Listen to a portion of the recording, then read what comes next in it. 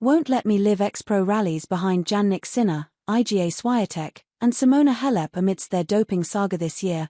The fraternity witnessed the ups and downs of two leading players, highlighting how even small, ignorant mistakes can jeopardize the hard-earned reputations of top athletes. Iga Swiatek and Jannik Sinner found themselves at the center of similar controversies like Simona Halep, navigating turbulent times that cast a shadow over their careers. Although these players faced these ordeals bravely, the impact remained, pulling them into the spotlight for unnecessary reasons. A former pro has stepped forward to explain why such exceptional players deserve a second chance. French former pro expressed his sympathies with players who were innocent but allegedly failed their doping tests for a reason. For example, Jannik Sinner tested positive for Clostebol, which entered his body from his former physiotherapist Giacomo Naldi. Clostebol, the banned substance, is easily available over the counter. This medicine was in the spray that Naldi used for relief from his injury. However, when he massaged Sinner, it accidentally entered the ATP number 1's body and made him fail the doping trial twice. Although Sinner received a suspension, his case was sent to CAS for another trial, and now his supporters are waiting for the verdict. Like Sinner, former WTA number 1 Iga Swiatek tested positive for Trimetazidine, which entered her system from contaminated melatonin. Swiatek failed the doping test in August and received almost a month of suspension.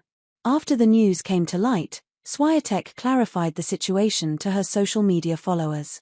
After her video, the manufacturer of contaminated melatonin issued an apology to Swiatek, vowing to help her clear her name, and confirmed how the amount of the banned substance was much below the permissible amount. However, the Polish star has already lost her chance to attend the Asian swing and her top rank because of this ordeal. French former player Guy Forget dropped his opinion on the tennis act. It's an absolute tragedy for the innocent. I'm not talking about the guilty and repeat offenders. I put myself in the shoes of an athlete who tested positive for substances in infinitesimal quantities. Without wanting to cheat, we can say to ourselves, they won't let me live my passion. I see the situation in the case of Halep, Swiatek, Sinner a bit similarly. His words highlighted Simona Halep's case too, revealing how strict rules often impact those who don't have a conscious involvement in the case. Now Halep tested positive for roxadustat during the 2022 US Open. She fought for her innocence and CS reduced her suspension, accepting that the substance entered her body from a contaminated supplement.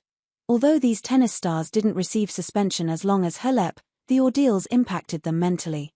However, like Forget, Andy Roddick also extended his support for the players, explaining why he is not ready to term these players as offenders. When Sinner's failure in the doping trial came under the spotlight, former American pro Andy Roddick sided with the Italian, showing his solidarity. He said, "I have never received a massage with gloves in my entire life. This is not normal, it is psychotic stuff. I imagine he tried to dope.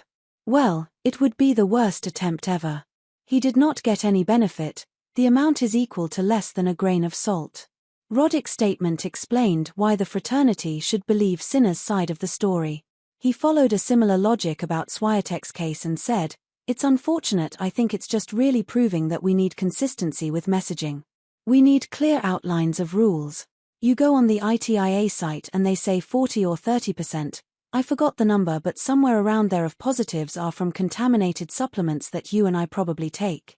But we're not getting tested on a billionth of a gram of something." Roddick also denied calling Swiatek's case doping at all. Iga Swiatek and Jannik Sinner's cases are truly unfortunate, given their clarifications. These two and Halep already faced their suspension. Now, the fraternity needs to offer them support so that they can return to their old form with full spirit. Do you think they will get that chance from the people?